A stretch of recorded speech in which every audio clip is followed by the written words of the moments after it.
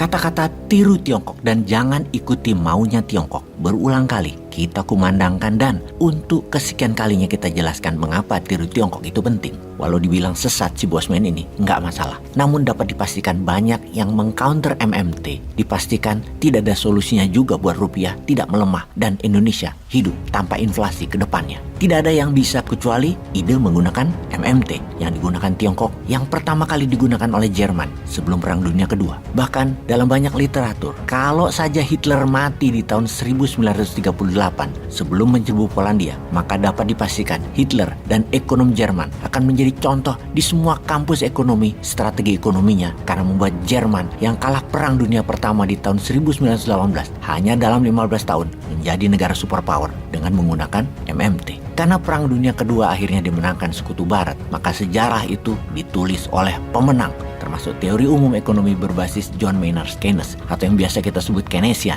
yang mana di tahun 1971 Amerika meninggalkan Keynesian. Hanya pelajaran kampus saja ilmu-ilmu beginian dipakai. Prakteknya pakai Hudsonian, guru besar MMT Amerika itu. Jadi beda apa yang ekonom kampus ajarkan dan ekonom birokrasi mengelola negara Amerika. Double standard, ya begitulah negara pemenang perang ngerjain dunia. Jadi beda mazhab lah MMT dengan ilmu kampus, terutama kampus Amerika lulusannya. Kita kembali ke Tiongkok yang juga pakai MMT. Yang pastinya ketika semua informasi dibuka, yang ada hanya akal sehat saja yang dipakai. Sesungguhnya ilmu itu nggak rumit kok. Ilmu ekonomi itu sederhana selama basisnya bisa diterima akal sehat dan solutif.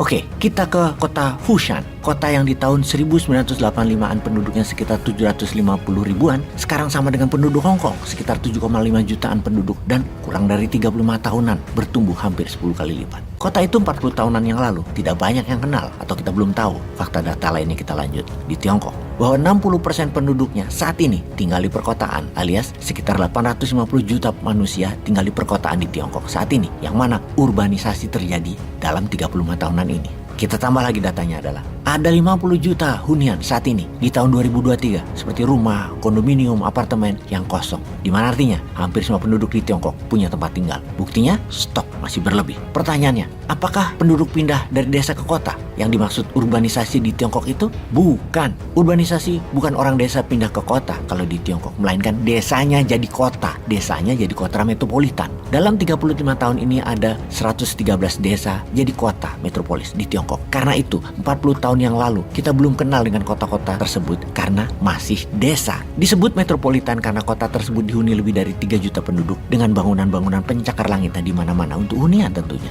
Sejarah di Tiongkok. Semua kota besar ada di timur laut negara tersebut seperti Beijing, Nanjing, dan Shanghai misalnya. Kemudian sekarang semua wilayah pedesaan dibangun dengan masif, masih di sisi timur, selatan, dan tengah Tiongkok yang dibangun cepat.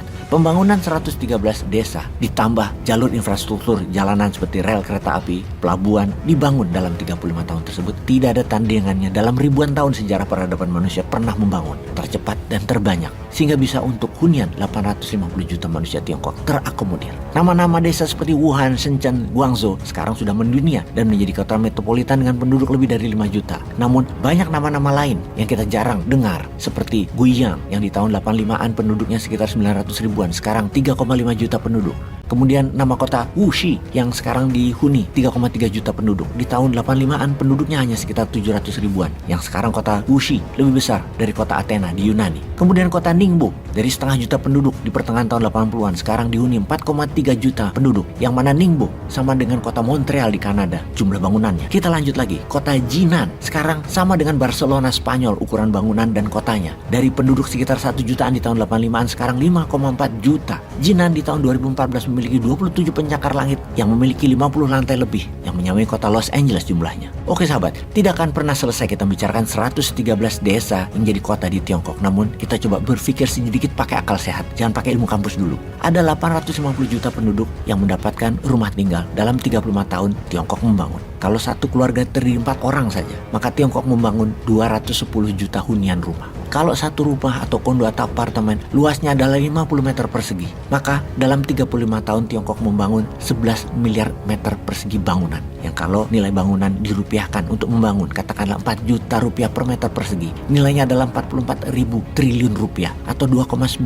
triliun dolar, 3 kali GDP nasional Indonesia saat ini atau 15 kali dari APBN Indonesia saat ini. Kira-kira dari mana uang di tahun 1985, 1990-an atau tahun 95-an, di awal-awal dulu Tiongkok membangun, dari mana uang tersebut? GDP Tiongkok di tahun 85-an baru 300 billion dolar. GDP per kapita waktu itu baru 280 dolar per orang per tahunnya. Bayangkan, Tiongkok bukan member IMF dan belum ada negara besar mau berbisnis dengan Tiongkok waktu itu. Yang mana dunia masih trauma dengan komunis sehabis perang Vietnam yang mengalahkan demokrasi barat, dimenangkan Vietnam komunis, yang di belakangnya ada Beijing. Sekali lagi, dari mana uang untuk Tiongkok membangun sarana tempat hunian sejak tahun 85-an awalnya dan puncaknya di tahun 1989, gaspol, belum lagi infrastruktur jalanan yang dibangun selama 35 tahun ini lebih dari 200 ribu kilometer dan 64 ribu kilometer rel kereta api ditambah 19 ribu kilometer rel kereta api cepat. Dari mana uangnya? Hutang dolar atau printing money? Kalian yang bisa jawab pakai akal sehat.